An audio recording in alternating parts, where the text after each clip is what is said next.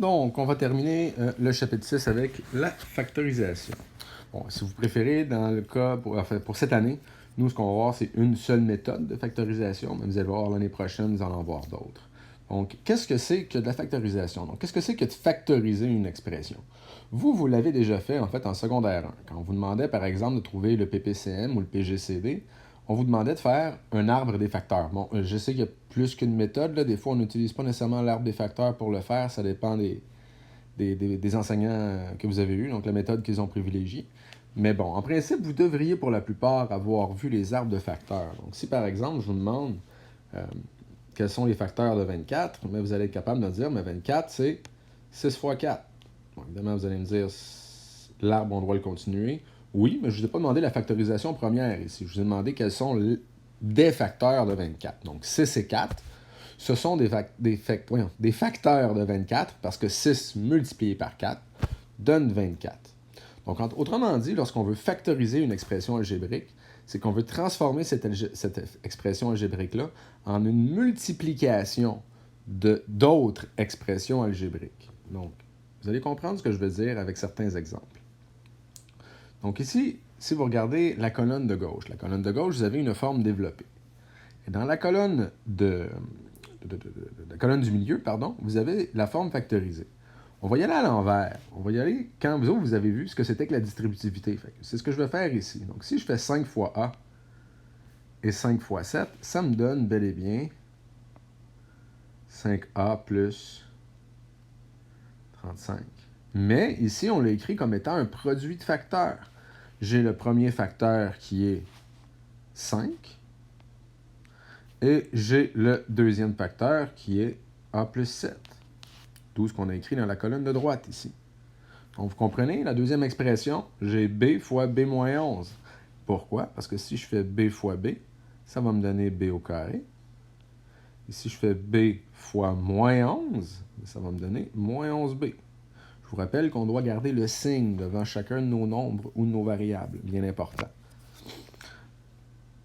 Donc, et voilà, on peut voir que B fois B moins 11, c'est la forme factorisée de l'expression B à la 2 moins 11B. Et même principe ici, si je fais 3C multiplié par 2C, ça va me donner 3 fois 2, 6. C fois C, ça me donne C à la 2. Et ensuite, si je fais 3C fois 5, ça me donne 15C. Donc, mes facteurs sont 3C et 2C plus 5. Donc, vous comprenez un peu la logique entre la forme développée et la forme factorisée? Donc, maintenant, on va vous montrer comment est-ce qu'on peut faire pour factoriser. Parce que là, ici, je veux dire, on avait déjà la réponse finale. On vous a déjà donné la forme factorisée. Maintenant, il y a une façon qu'on peut faire pour être capable de factoriser. Donc, nous, ce qu'on va voir cette année, c'est la mise en évidence simple. Alors, comment est-ce qu'on peut faire une mise en évidence simple? Alors, première des choses, on doit trouver le plus grand facteur commun dans toutes nos expressions algébriques. En fait, dans tous les termes de notre expression algébrique. Alors, ici, on a l'exemple suivant. On a 6A à la 2 plus 15A. Donc, par quoi est-ce que je peux diviser 6A à la 2 et 15A? Mais on voit très bien que dans les deux cas, il y a au moins un A. Oui, dans le 6A à la 2, il y en a 2, mais dans le 15A, il y en a seulement un. Je peux dire qu'ils ont en commun au moins un A. Et par quoi est-ce que je peux diviser 15 et 6? Ben, le plus grand facteur en commun qu'ils ont, c'est 3. Parce que 15, ça se divise par 3 et 6, ça se divise par 3. Donc, c'est pour ça que notre plus grand facteur, c'est 3A. Alors, ce que je fais, c'est que je m'en vais diviser chacun de mes termes par 3A. Donc, ici, on va aller diviser le 6A à la 2 par 3A et le 15A par 3A. Et là, on va même utiliser les lois des exposants, en fait. Ici, j'ai A à la 2 divisé par A. Donc, je peux soustraire mes exposants. Il va donc me rester seulement A. Et 6 divisé par 3, ça donne 2. Et à droite, 15 divisé par 3, ça donne 5. Et A divisé par A, ben ça s'annule. Parce que j'ai A à la 1 divisé par A à la 1. Et si je fais les lois des exposants, je vais donc faire 1 moins 1, ce qui va donc me donner 0. Et A à la 0, ça fait 1. Je vais même l'écrire comme ça. Fois 1. On s'entend que pas besoin de garder le fois 1. C'est la raison pour laquelle est-ce qu'on va voir que la réponse est bel et bien 2A plus 5. Et maintenant, tout ce qu'il nous reste à faire, c'est d'aller réécrire notre expression sous la forme factorisée. Donc, on a trouvé notre facteur qui était 2a plus 5. C'est la raison pour laquelle on le retrouve ici. Et notre premier facteur qu'on avait trouvé, c'était le 3a. Et on le retrouve devant ici. Donc, pourquoi est-ce qu'on appelle ça une mise en évidence simple? C'est parce que mon facteur que j'ai isolé, il est simple. Il y a seulement un terme. Vous allez voir qu'il y a des façons de faire pour faire ce qu'on appelle des mises en évidence doubles, des différences de carré. Donc, il y a plusieurs méthodes qui vont vous permettre de factoriser différentes expressions. Mais ça, vous allez voir ça l'an prochain. Et à la fin, on peut toujours valider, comme c'est toujours le cas en mathématiques, donc s'assurer que notre réponse est bel et bien bonne. Donc, on refait la distributivité. Donc, je multiplie 3a par 2a et 3a par 5. Et, bon, si vous faites les calculs, là, on voit très facilement qu'effectivement, ça donne bel et bien 6a au carré plus 15a. Donc, ça, c'est la méthode que vous devez utiliser. Évidemment, on ne s'attend pas à ce que vous fassiez tout le temps chacune des étapes au long. C'est sûr et certain qu'à un moment donné, vous allez être capable d'en faire en calcul mental. Donc, ici, c'est d'ailleurs ce que je vais faire. Donc, si je demande de factoriser 12x au cube plus 18x, je vais commencer par m'attaquer au nombre. Quel est le plus grand facteur commun entre 12 et 18? La réponse, c'est 6.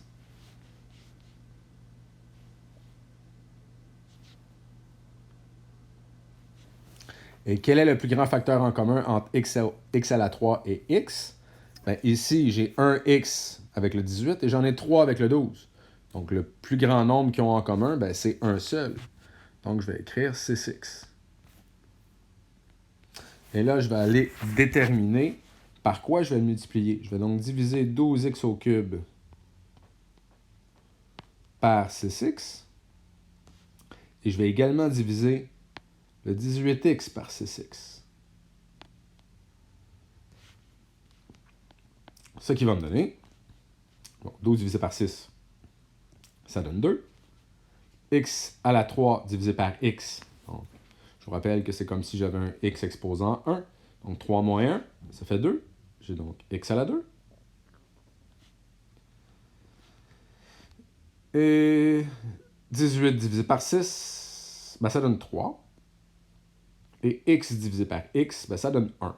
Et bon, on ne l'écrira pas. J'ai donc trouvé mon deuxième facteur. J'ai donc mes deux facteurs ici. J'ai le 6x et le 2x à la 2 plus 3. La forme factorisée est donc 6x multiplié par 2x au carré plus 3. Et il ne me reste plus qu'à vérifier le tout, donc je fais la double distributivité. Que dis-je? Je fais la distributivité. Elle n'est pas double. Donc je fais ça fois ça, et ça fois ça. Donc 6 fois 2, 12. X fois x à la 2, ça fait x à la 3. Et 6 fois 3, ça fait 18. Et x fois 1, ça fait x. Effectivement, on obtient bel et bien l'expression qu'on avait au départ. Deuxième cas. Donc ici, on a 125x à la 7 plus 75x. Alors, on va commencer par les nombres. Donc, quel est le plus grand facteur entre 125 et 75? C'est 25.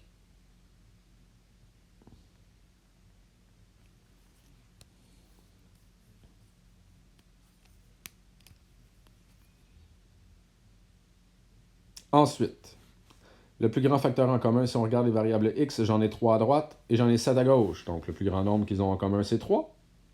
Donc, 25 x à la 3.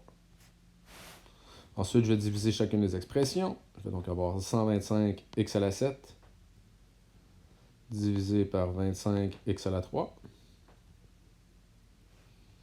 plus 75 x à la 3 divisé par 25 x à la 3.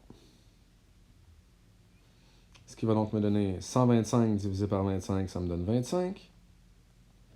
X à la 7 divisé par x à la 3, ça me donne x à la 4. Et 75 divisé par 25, ça me donne 3. Et x à la 3 divisé par x à la 3, ça donne 1, que je n'écrirai pas. Et voilà, encore une fois, j'ai réalisé que j'ai fait une erreur. 125 divisé par 25, pourquoi j'écris 25? Ça fait 5. Désolé.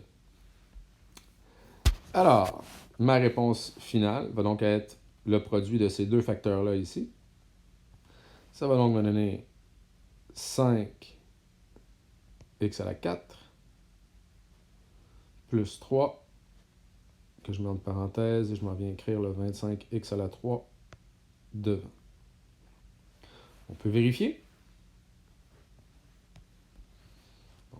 25x à la 3 multiplié par 5x à la 4 plus 25x à la 3 fois 3. Ce qui me donne 25 fois 5, 125. X à la 7 plus 25 fois 3, 75. X à la 3. Et voilà, on vient encore une fois de faire une mise en évidence simple. On vient de prouver que notre réponse fonctionnait, étant donné que ça donne exactement la même chose que l'expression qu'on avait au départ. Alors voilà. Comment est-ce qu'on peut faire une mise en évidence simple? Encore une fois, si vous avez des questions, vous n'hésitez pas, vous m'envoyez un courriel. Et ben voilà. Bye bye!